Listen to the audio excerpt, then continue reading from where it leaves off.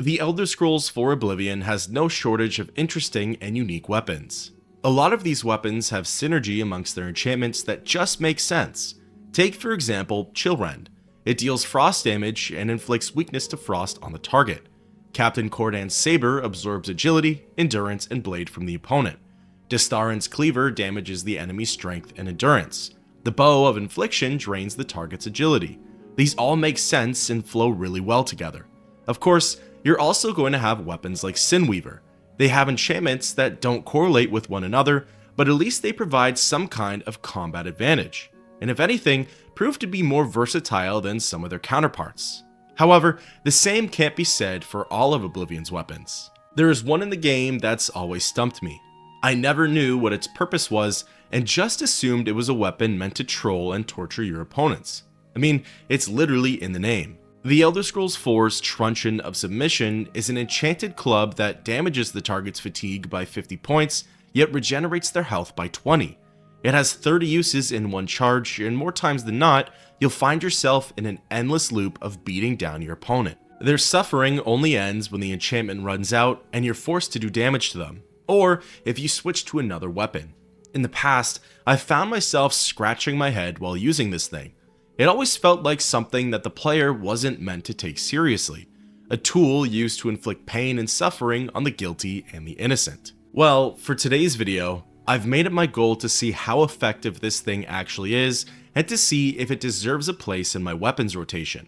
First, I'll be running through a series of quests and trials at a low level, then I'll see how it fares against a level 10 Cyrodiil. Without further ado, let's begin. Here's my build for this playthrough. For character race, I picked Orc. I wanted somebody nice and strong who could throw in a little extra oomph when swinging the club. In the short term, it doesn't fully matter who's wielding the magical spanker, but an additional edge to the hits is always nice to have. Of course, I named her Mazaga, because if you know the lore, then you know the lore. Next, let's talk about Star Sign. This one was a rather simple choice in my mind. The warrior gives a decent starting buff to strength and endurance, something my green Punisher could easily benefit from. Then lastly, there's class. Realistically, there are only a select few options that I absolutely needed, and the rest were merely bonuses. For example, I chose a combat build over stealth and magic. As for attributes, I had to pick strength as my first one. For the second one though, I probably should have gone with endurance, but I ended up selecting intelligence. The reason behind this was so that way I could acquire Soul Trap early on and have the skill power and magicka to use it. Either way, not the biggest of deals. Then, for my major skills, I went with Mysticism, Block, and of course Blunt, as those were necessities for this playthrough. The remaining 4 weren't as important for a short-term build like this, so I just threw them in Restoration, Light Armor, Armorer, and Speechcraft. With Mazaga ready to go and punish the naughty folks of Cyrodiil, I set out for my adventure. The first stop I made was to lay eyes on the beautiful Truncheon of Submission. Traveling over to Anvil and heading inside of Morvaine's Peacemakers, I saw exactly how much work I had cut out for me. The Club of Trolling, in all its glory, was 5,423 gold. For a player fresh out of the tutorial, that's a pretty penny. Unlike the Goblin tutorial staff playthrough, I had to acquire the funds first before the actual challenge/review/usage part could happen. So, head down, I got to work. Returning to the Imperial sewers and heading into Vilverin, I swept through the dungeon, killing and looting anything in sight. This ordeal is certainly a lot easier without having to worry about my staff becoming useless in a matter of 10 casts. In any case, once my pockets were full, I went on over to the copious coin purse and sold my haul for a whopping 629 gold. Not a bad start, but to be honest, I was hoping for a little more. So this was where I decided to go ahead and utilize some in-game glitches for the extra cash. Even though the duplication glitch is able to accomplish the same thing as console commands, to me, a bug like this feels less like cheating and more like an exploit. Plus, as fun as it is to raid dungeons, that's not quite what this video is about. So, acquiring the necessary tools, I went to town on some Welkin stones. I'm sure Thornir had some thoughts about this method, but who's he to judge? Am I right, Thornir? In truth, I was going to do the duplication glitch for the soul gem portion of this run anyways. On the previous video, a lot of people were asking why I didn't go for Azura Star. It's a great suggestion, and honestly, I wasn't thinking about it at the time, but it also wouldn't have worked out that well either.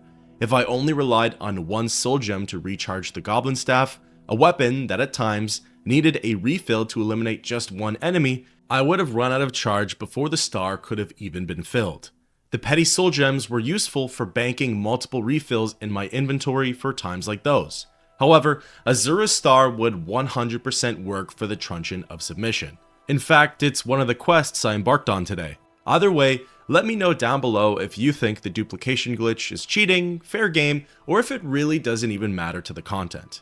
Once the transactions were wrapped up with Thornir, I went on over back to Anvil and purchased the enchanted bottom beater. Before I could truly set off and rid the world of its corruption, I had to purchase the final components: a singular petty soul gem from the Mystic Emporium and a soul trap spell from Alberic Litta. Now, Mazaga was ready to go and take on the world. Starting off light, I decided to go and fight off some rats, or rather, some mountain lions. Enlisting with the Fighters Guild, Azan sent me off to Arvena Thalos. I've never encountered a bug for this mission before, but of course, there's a first time for everything. She outright refused to speak with me, and she didn't want to move from the city bench. However, a small nudge did the trick. Heading on down into her basement, the first lone lion was harassing some of her rats. Using the club, I smacked the beast silly over and over again. As expected, its health didn't go down, but the thing was permanently paralyzed. It laid on the floor, unable to move, while the rats chewed away at its body. It was here that I learned the Truncheon of Submission's fatigue drain stacks, for lack of the better term. The more swings you put in, the longer the target is out of commission. I also learned that rats, or at least these ones, have common level souls, which didn't make a whole lot of sense to me, so that was technically the second roadblock for this quest. Something I didn't really discuss much of yet is the club losing its charge. Unlike the previous weapon review, the Truncheon actually becomes more deadly without its enchantments. You're now able to actually lower your opponent's health. However, the weapon's main attraction is its ability to drain copious amounts of fatigue. Without its powers, it's nothing more than a mundane club, and that's not what this video is about. However, with that being said, there's a strategy for how to efficiently wield it, and it's something that I'll be getting into very shortly. Now, at this point, I hit two more roadblocks. The first is that I wasn't able to duplicate filled soul gems. Sometimes the duplication glitch works when it wants to, and others it doesn't. It serves me right, I suppose. As for the other, and is one I 100% should have foreseen, petty souls barely recharge this thing. In fact, it only adds one extra use for the Truncheon's enchantments. In most cases, I would need 4 just to knock an enemy down. So, while Panaris went off to the lion's den, I was back at the drawing board. Detouring for a plan B, I returned to the market district and purchased an empty grand soul gem from the Mystic Emporium. While this would certainly help, it wasn't going to solve my issue of not having big game to hunt. Without adequate soul sizes, I wouldn't really be getting much field research with this thing. So I decided to get a jump start with the action and steal the Arcane University's filled grand soul gems. Then I went ahead and duplicated the empty one I had just bought in case there were some worthy foes in the upcoming battle. One recharge with a grand soul gem brought me up to 14 uses, and while that was still surprising, it was good enough for me. Returning to Panaris and following him to the battlefield, together we charged in and took on the lions. My testing strategy was to get around 4 hits in on one enemy and then move on to the next one. This way they'd be down for the count and Panaris could come finish the job. Guess what? It actually worked out pretty well. Now, I kind of sucked on my end and the latter half of the fight was all Inventius, but I was starting to get an idea on how to best use the Truncheon of Submission. Returning to Thalos' home and confronting the second lion in her basement, the same order of events took place. I beat the thing silly, the rats closed in and started taking it down. I watched on as the paralyzed beast was getting chewed away. Now, something that slipped my mind up until now is the target's health. Choosing to prolong its frozen state will almost completely negate any damage that's already been taken. So, because of my mistakes, I had to sit and wait another 40 seconds while the rat continued its work. Once the lion was dead, I harvested Thalos' final rat's soul, and that put an immediate end to the quest. I completely forgot that that was a mechanic, but in any case, I learned a whole lot from this first mission. Moving on, the wheels started to turn for this playthrough. If I was lucky, the highest soul I could get at level 1 was common. However, there was one soul group that rivaled Grand Soul Gems for the highest output and could be obtained really early on. Heading to Fort Asteris, I approached the Necromancer's altar and placed a Grand Soul Gem inside. Waiting for the 4th of Heartfire, aka the Day of the Revenant Shade, I cast Soul Trap on the altar and thus a Black Soul Gem was born. Duplicating it via the glitch, it was from this point onward that I never had to worry about fuel for my club ever again. So long as humans, Mer, and beast folk were my targets, I was worry-free. Of course, that wasn't always achievable though, as you'll soon see. Anyways, back to the questing, I decided to do one more job with the Fighters Guild. Azan's next mission was the unfortunate shopkeeper, and this was the perfect time to try out my new tactic. Waiting for nightfall in Lel's quality merchandise, the 3 crooks broke in and it was officially clobbering time. Or so I thought. As it would turn out, at that given moment, I really didn't have much in the way of charging my club, nor did it have much of a charge to begin with. So a few swings and it was back to being a spiky baseball bat. Like mentioned before, I'm trying to find the best way to use this thing. Of course, that doesn't mean I have to pulverize my enemy until they're a shell on the ground, but I knew I was close to finding its true potential. Maybe it really is the most efficient when it's empty though, or maybe not, you'll have to keep watching. Eventually, I was able to bait 2 of the 3 men outside and capture one of their souls. The other NPC died before I could get to him, so that just left Storm the Burly, whom at this point was still inside the shop. Heading on back in for the 1v1, I was able to toy with him, beat him to the ground, watch him catch his breath, and then get back up for the repeat. It was actually pretty satisfying. Soon, I moved Storm outside and made a spectacle of him on the Anvil docks. I guess, given our placement, nobody wanted to come over and finish the job, so I allowed him to get up and brought him closer to the guards. It was then that the town jumped in for the finisher and Norbert Lels could finally rest easy. However, this was the point in which I realized the Truncheon of Submission could really be effective in one of 2 ways, and this next quest was where I got to test my first theory. Now, I didn't really want to do any repeat quests from the last video, but this one was just too perfect not to.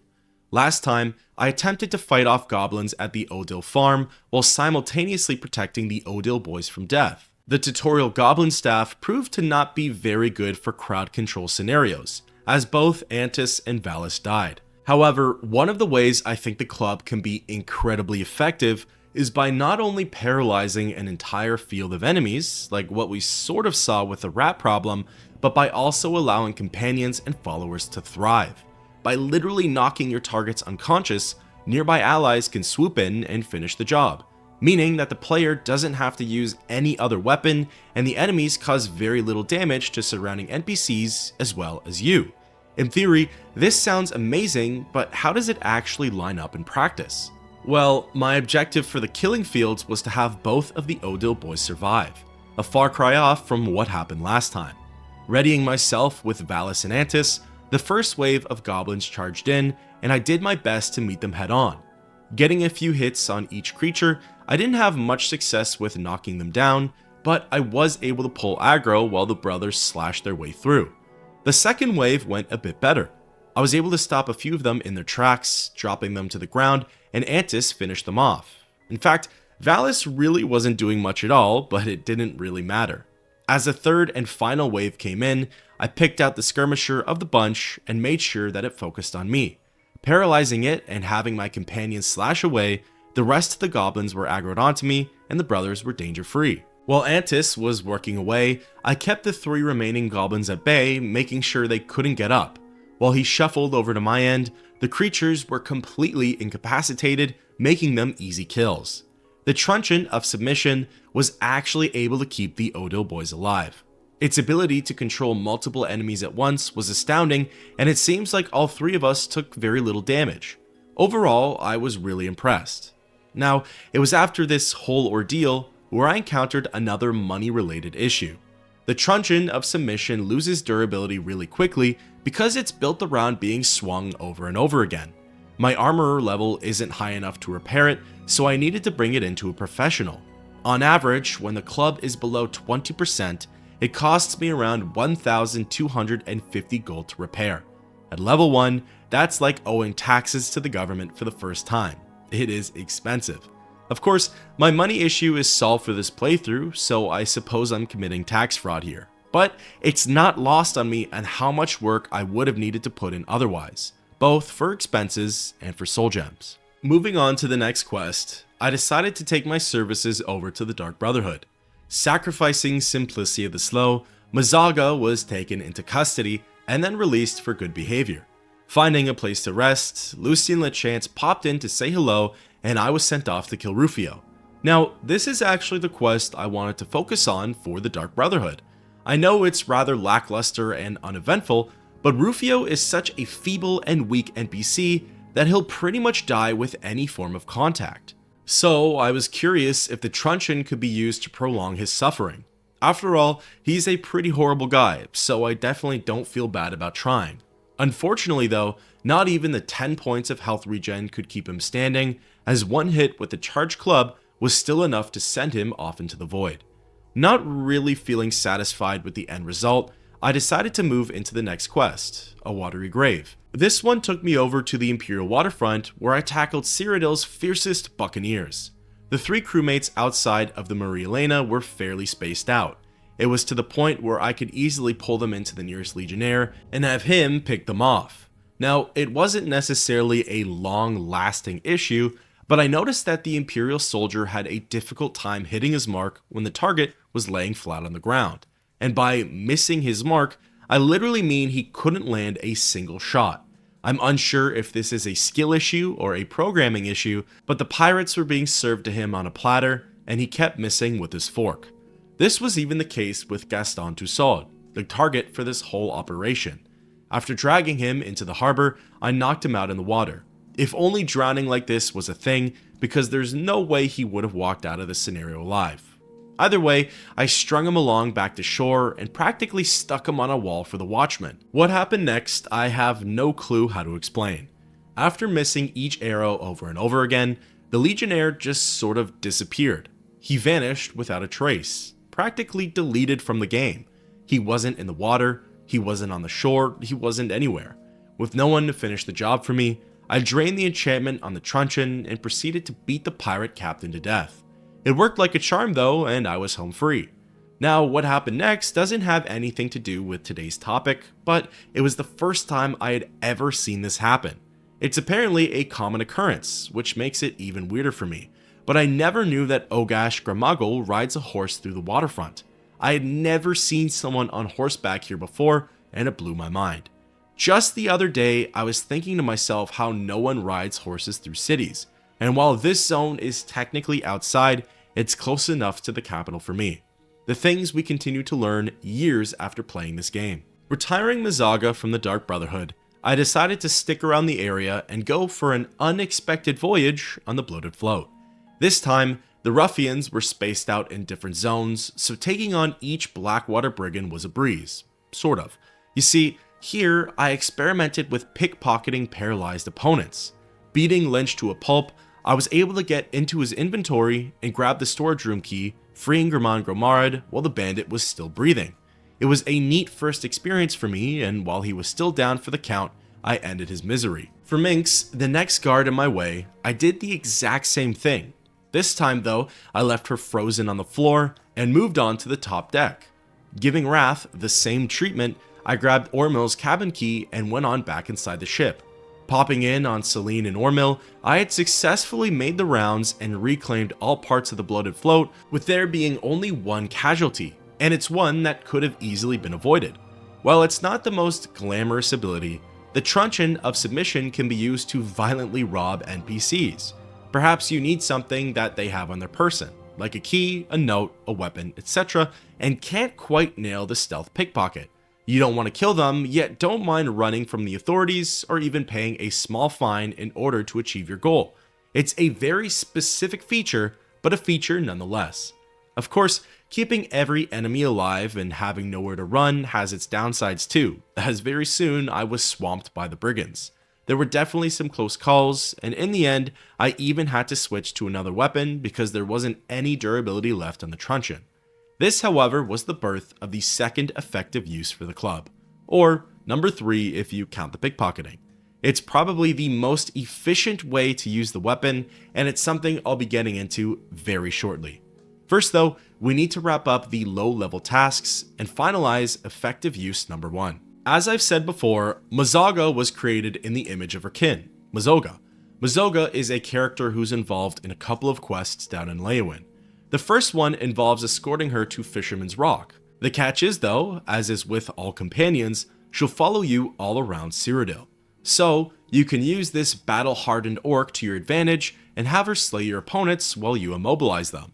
Now, the Truncheon doesn't have any special abilities that specifically help against vampires. However, in order to get some enemy diversity and to obtain Azura's Star, I ventured off to Azura's Shrine and began her Daedric quest. With Mazoga by my side, we entered Gutted Mine and initiated the cleanse. All in all, the process worked pretty well. Mazaga would beat our opponent into submission, leaving them stunned on the ground, while Mazoga would hack away and slash at their health. A select few of the afflicted brethren were a little tougher than others, and in those moments, I did what I could to help my sister along. Honestly, I would say at this point, the only thing that could have improved this tactic was if my follower was essential. For example, either Martin or Maglir would have been perfect, as they would only get knocked unconscious if their health went down to 0. In any case, once the mines were cleared of all undead, I returned to Azura and received her star, the relic that's supposed to solve all of my soul gem problems. What kind of deal can I make for you today? What can I interest you in? That's more than I'd usually pay. Another satisfied customer. Only kidding, of course, I would never actually sell the artifact. Although I will say it never really ended up getting used. I had way too many black and grand soul gems that took precedence, but it was nice to know that it was there. Since she helped me out with my quest, I decided to make good on my promise to Mazoga and take her to Fisherman's Rock. Honestly, no complaints from me on the fight with Mogans and his crew. There were 4 of them to defeat, and while Mazoga was busy with the Dark Elf, I incapacitated the other 3. I cycled through each one, giving them a couple of smacks here and there in order to keep the enchantments going. Unfortunately, Mazoga was having some trouble completing the kills, and that was likely because I kept healing them with the Truncheon, so I stepped up and helped her out. After that was said and done, we went our separate ways, and I was on to my last task at level 3. This was the beginning of the second effective use for the Truncheon of Submission. Now, I've been really hyping it up, but in all honesty, it's probably the most obvious thing someone can think of, and you've likely been repeating it to yourself throughout the video. Arguably, the most efficient way to use the club is by starting out the battle with it, immobilizing your opponent, and then finishing them off with a whole other weapon. Or, if you've timed it perfectly, using what's left of the Truncheon's charge, and then killing the opponent with a dried up club. I've been able to periodically accomplish this, but it hasn't been my main focus yet. So in order to formally test it out, I spoke with Maeva at Whitman Farm, initiated When the Vow Breaks, and set off for Fort Strand. Here, I encountered marauders, and for the most part, the technique worked like a charm. They'd freeze in 4 or so hits, I'd keep slugging away for the additional downtime, and then when ready, I'd switch over to the Iron Battle Axe and chop away. Just before their death, I'd cast Soul Trap, and the process could then be repeated. Now, you're probably thinking, isn't that more work? You could have just fought with the Battle Axe all along and accomplished the same thing. 100% yes, that is correct. A regular weapon expedites the process, and you can move through the dungeon a whole lot quicker. You don't have to worry about soul trapping your enemies in order to fuel your first strike. Where the advantage lies though is with group fights. It can be used to incapacitate your enemies, allowing you to focus your efforts on one while taking less overall damage from the others. That leads me into my next point. If done correctly, you could be taking way less damage during bigger fights. By getting 4 good hits in at the start of the match, you won't have to worry about your opponents fighting back. For an entire dungeon with petty enemies, this can be very time consuming. But for a boss fight like Azani Blackheart or Bealfi the Contemptible, this can be life-saving for your character. Feeling like I've already gotten a lot out of this experience, the last thing I wanted to try was wielding the Truncheon of Submission in a level 10 Cyrodiil. Artificially inflating my overall level, I didn't adjust my major skills or attributes accordingly. Not to mention, the rest of my gear, like armor and consumables, were outmatched. I thought for sure that this was going to nerf my playthrough. I'd barely stand a chance against most enemies, especially since I'd be healing them. Well, the result here actually surprised me, and then it didn't. Let me explain. The first quest I did was Raid on Greyland. This involves only fighting 2 skooma traffickers. They're armed to the teeth, but it's certainly no dungeon crawl. Stepping on inside of the manor, I managed to only aggro one of them and pull them outside. Tanking a few hits, having my health drop by more than a sliver, the marauder soon went down to the ground where I could then hack away with my axe. His HP took a bit of time to go down, but given my blunt level and the actual weapon I was using, it worked wonders. Taking my efforts back inside and targeting the Dark Elf, I repeated the process and it also worked really well. He wasn't getting up anytime soon, and I was able to chip away at his health until he was a goner. Honestly, it was a really positive experience, and it gave me even more hope for this build. That is, until I encountered the club's bane. Battling against the undead has been on my to-do list. Not necessarily vampires, skeletons, or zombies, but wraiths, liches, and ghosts. Wanting a different angle from the previous video, I initiated the Forlorn Watchman and hopped into the MMA. Given my level, the lesser crewmates were reanimated in the form of ancient ghosts. I should have known, or at least assumed, but fatigue isn't really something that spirits have to worry about, at least not in the same sense as the living. I could bash them all I wanted to, but at the end of the day, I was really only healing them while the club was charged and throwing pennies at them while it was dry. The ghosts, on the other hand, kept pressing the fight, tearing me a new one. I knew eventually I'd run into a hard block like this, and there are probably many others out there as well. Before long, I knew it was pretty much hopeless, and I abandoned the effort. Spirits, specters, and ghosts are a no-go for the Truncheon of Submission. To wrap up my whole experience and to cleanse my palate, I crawled through a bandit dungeon and enlisted in the arena. For the arena section, I was curious to see if I could make it past the pit dog stage. To my delight, I could. Each fight would begin and I'd come out swinging. 4 hits with the Truncheon and they were on the ground. Unloading the rest of my charge, they were paralyzed for good. From there, I would equip the Iron Battle Axe, slash away at their motionless bodies, and cast Soul Trap on them at the last second. With Azura's Star, this is a process that could be repeated for quite some time and could allow you to advance to far stages for this faction. Of course, the 3-on-1s would be tricky, not impossible, potentially easier than they would have been without it, but the hard stop would be against the Grey Aegis, the shield that has 100% resistance to magic. As for the dungeon crawl, it was methodical, smooth, and quite enjoyable. Again, for fighting regular old enemies like bandits, the Truncheon is overkill and will really only consume your time. But there are key moments like facing off against ringleaders, warlords, matrons, patrons, adepts, etc. that it will come in handy. Here are my closing remarks for the Truncheon of Submission. First and foremost, I really do think it's a weapon that was meant for role-playing / trolling your enemies, beating them senseless, incapacitating them, and then providing a full heal to prolong the ordeal. Feels like Bethesda knew they were making a counterintuitive weapon. However, buried beneath its comical purpose, there are actually a couple of ways to effectively use it, making it a highly efficient tool. First of all, you can forcefully pickpocket your target. This is useful if your pickpocket abilities aren't proving successful, yet you don't want to kill the NPC either. It feels like using a knife as a screwdriver. It's not its intended use, but it'll still twist the flathead. Secondly, you can use the club to give your followers and companions an easy time during combat. You can knock down your target while they close in for the kill. If you were far outmatched in a dungeon or didn't have any more supplies to heal yourself, this could be a viable technique. Ultimately though, by letting your follower take on most of the heat, you'd be losing out on a lot of valuable experience for your skills. This is what leads into the most effective use for the Truncheon of Submission. Using it at the start of combat, paralyzing your opponent, and hacking away at their defenseless body. If you try to use it halfway through the fight, you're going to end up negating any damage that you've already done to them. So, using it at the beginning when their health is already full won't reverse any work that you've put in. Sure, you might take some damage getting those 4 or so hits off, but afterwards you'll be home free. I think the Truncheon of Submission is best used during a 1v1 with a boss level enemy. Arena combatants, the Grey Prince, Mana Marco, Matthew Bellamont, Azani Blackheart, Mankar Cameron, you name it.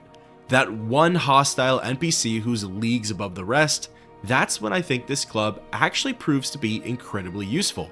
It gives you that extra edge in battle that tips the scales in your favor. Would I personally include it in my weapons rotation for the Elder Scrolls 4 Oblivion?